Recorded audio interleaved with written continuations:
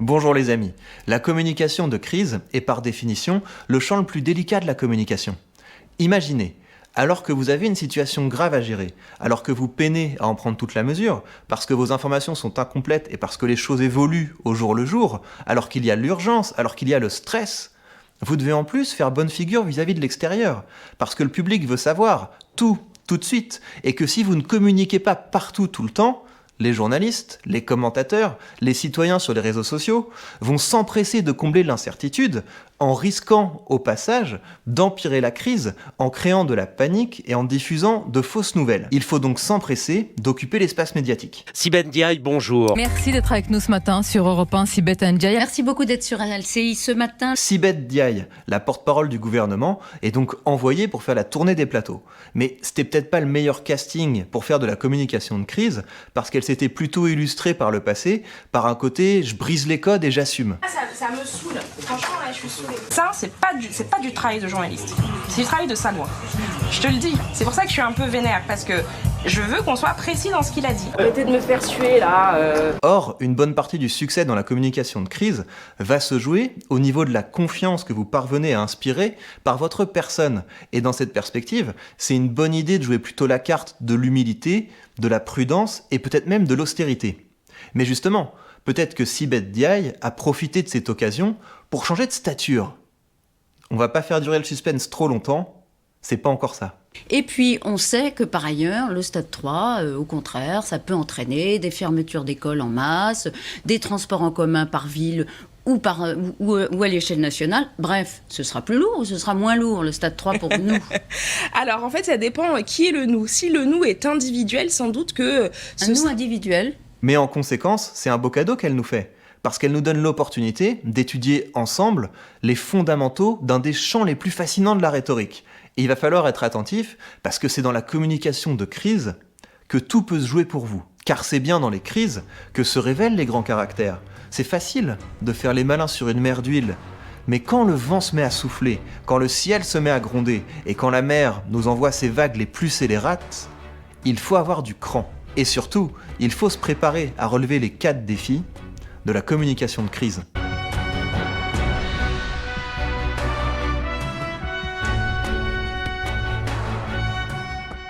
Quand vous devez gérer une crise, vous devez vous préparer à répondre à 4 questions. Et on va voir comment s'en sort Sibeth Ndiaye. La première question que vous allez devoir préparer, c'est une question de diagnostic. Où en est-on ? Alors dites-nous, où en sommes-nous ce matin ? Le défi, quand vous répondez à cette première question, c'est de créer la confiance. Parce que ce qu'il faut bien comprendre, c'est que le public aura un biais de scepticisme. Le public va mettre en doute votre version des faits, le public va vous accuser de cacher des choses, de pas dire tout ce que vous savez. Et c'est facile de comprendre pourquoi, en tant que public, on a beaucoup plus à perdre à être trop crédule qu'à être trop critique. On prend moins de risques à douter qu'à croire sur parole. Comment donc diminuer au maximum ce scepticisme quand on présente notre diagnostic sur la crise ? Voilà l'option choisie par Sibeth Ndiaye. Le fait de passer au fameux stade 3 de l'épidémie, est-ce désormais une certitude ? Alors, on n'a jamais aucune certitude en matière épidémiologique, mais on doit surtout se préparer à toutes les éventualités. On part sur des éléments de langage et sur de la langue de bois. Et ça, il faut absolument éviter quand on présente un diagnostic, parce que ça donne le sentiment qu'on a des choses à cacher, ça donne le sentiment qu'on cherche à noyer le poisson, et ça renforce la méfiance du public. Ensuite, elle enchaîne sur des choses que le public a déjà lues et entendues plein de fois sur Internet. C'est dans 80% des cas une maladie qui se traduit par une très grosse grippe, et malheureusement, dans 20% des cas, on a des formes qui sont plus sévères. Et du coup, comme on n'apprend rien de nouveau, ça renforce ce sentiment qu'il y a de la rétention d'informations. Le problème, bien sûr, c'est qu'à l'heure des réseaux sociaux, où tout le monde sait tout de suite, on se retrouve souvent dans ces situations où le public a à peu près autant d'informations que nous. Comment donc créer de la confiance dans ces conditions ? Eh bien, en faisant exactement le contraire de la langue de bois, en jouant la carte de la transparence. Et la transparence, ça veut dire quoi ? Ça veut dire 1. Voilà les faits dont je dispose, et 2. Voilà d'où viennent ces faits. Et là, vous donnez accès à l'envers du décor. Par exemple, tous les jours à telle heure, les directeurs d'hôpitaux envoient leur rapport à telle personne qui ensuite centralise l'information, etc. Si vous voulez atténuer la méfiance, il faut qu'il y ait un effet journée porte ouverte, il faut qu'il y ait un effet dévoilement. Venons-en au deuxième défi de la communication de crise, qui est peut-être encore plus dur que le premier. La deuxième question que vous allez devoir préparer, c'est une question de prospective. Comment les choses vont évoluer ? Quand on vous demande de faire un pronostic sur l'évolution de la crise, il faut bien avoir à l'esprit que quelle que soit la gravité réelle de la crise, le public va avoir tendance à la surestimer. Parce qu'il y a un biais de négativité qui est renforcé par les réseaux sociaux. L'idée, c'est que c'est la peur qui fait le plus de clics et que l'économie numérique repose sur le clic. Et dans les situations de crise, ça crée un cercle vicieux.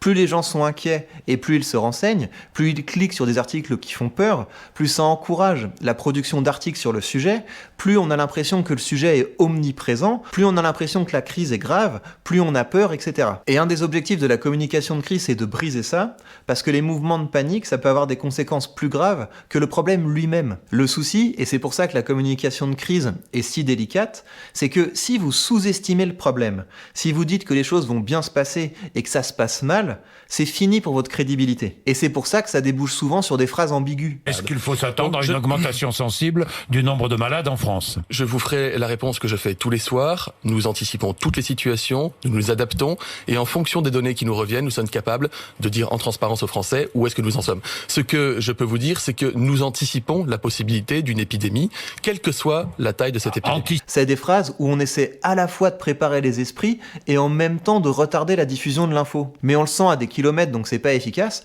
Et puis c'est puéril de croire qu'on va apaiser les craintes en s'abritant derrière un langage ambigu. Ce qui apaise les craintes, c'est la sérénité.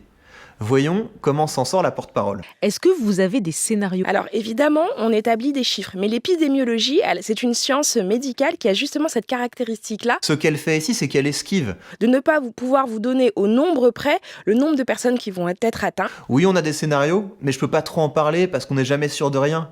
Et ça, évidemment que ça marche pas. Parce qu'encore une fois, ça se voit, et puis ça montre précisément qu'on n'est pas serein. Comment faire mieux que ça ? Eh bien, l'idée, c'est que le public attend pas que vous soyez devin. Il attend pas que vous puissiez prédire l'avenir avec certitude. Ce que le public attend, c'est que vous démontriez un caractère qui va vous permettre de prendre la bonne décision, quel que soit le scénario. Et concrètement, ce qu'elle aurait dû faire, c'est de montrer qu'elle a pas peur de la question. Oui, bien sûr, nous avons des scénarios. Voilà ce que je peux vous dire à ce jour sur ces scénarios. Et puis, seulement, dans un dernier temps, elle peut mettre les précautions d'usage. Ce n'est pas une science exacte, etc. Mais si on commence par ça montre juste qu'on n'est pas préparé. Alors que pourtant, évidemment qu'on va être questionné sur les scénarios. Et si on n'a pas fait ce travail de réfléchir aux différents scénarios, c'est qu'il y a un problème. Et nous allons passer maintenant à des erreurs de communication qui me semblent plus problématiques. La troisième question que vous devez préparer pour la communication de crise, c'est une question sur les mesures. Qu'est-ce que vous allez faire face à la crise ? Et au début, Sibeth Ndiaye fait le travail. Et puis, elle va commettre cette erreur. Moi-même, je vous avoue que le jour où on a commencé à m'expliquer comment est-ce qu'on travaillait en épidémiologie, c'était il y a 3 semaines, j'ai eu du mal à comprendre. L'idée, c'est que quand vous présentez des mesures, quand vous présentez ce que vous allez faire, bien sûr qu'on n'est jamais sûr à 100% que ça va marcher. Et c'est pour ça que c'est avant tout un enjeu de compétence. Il faut que le public sente que vous êtes compétent, que si les choses se passent mal, vous aurez les compétences pour vous adapter. Alors bien sûr, en réagissant comme ça, la porte-parole du gouvernement joue la carte de la sincérité, mais là, dans la situation où elle ne peut pas se permettre d'avoir l'air d'en savoir autant que le premier venu. Et vous savez quoi ? Il y a eu pire. La dernière question que vous devez préparer pour la gestion de crise, c'est la question qui porte sur la dimension humaine de la crise. Est-ce que vous avez conscience des préoccupations, des problèmes, des souffrances des gens ? C'est le terrain où l'amène Léa Salamé avec sa question ici. On en vient aux masques. Alors d'abord, est-ce que vous avez acheté des masques pour vous et vos enfants ? Et voilà comment la porte-parole réagit. Ah non, pas du tout. Non, mais vous rigolez, mais là la question c'est de savoir est-ce qu'on va acheter des masques ou pas ? Parce que les indications sont contradictoires. Et là encore, je comprends qu'elle réagisse comme ça. Ce qu'elle veut montrer, c'est qu'il ne faut pas surréagir. Mais ce faisant, elle donne l'impression qu'elle tourne en ridicule les comportements des gens qui ont peur. Et si vous voulez, on peut résumer toutes les erreurs dans la communication de crise à un même comportement. On se plante quand on donne l'impression qu'on essaie de mettre la poussière sous le tapis. Et bien sûr que l'objectif, c'est de réduire la crise réelle et la crise perçue. Mais pour que ce soit efficace, il faut que le public sente qu'on a pris la mesure de l'ampleur du problème. Et donc, en l'occurrence, elle aurait dû réagir en 2 temps. Je comprends qu'on ait peur, je comprends que certaines personnes fassent tout leur possible pour se protéger et pour protéger leurs semblables. D'ailleurs, moi aussi, j'ai des enfants. Il faut montrer qu'on a de l'empathie. Et c'est seulement une fois qu'on s'est connecté avec les peurs des gens qu'on peut essayer de les apaiser. Si vous voulez vraiment vous protéger, ce qui est efficace, c'est ça. C'est une des règles de base de la rhétorique. Si on veut que les gens nous fassent confiance sur les solutions, il faut d'abord qu'on s'intéresse sincèrement à leurs problèmes. En somme, pour préparer une communication de crise, on doit travailler sur 4 questions. Où en est la crise ? Comment ça va évoluer ?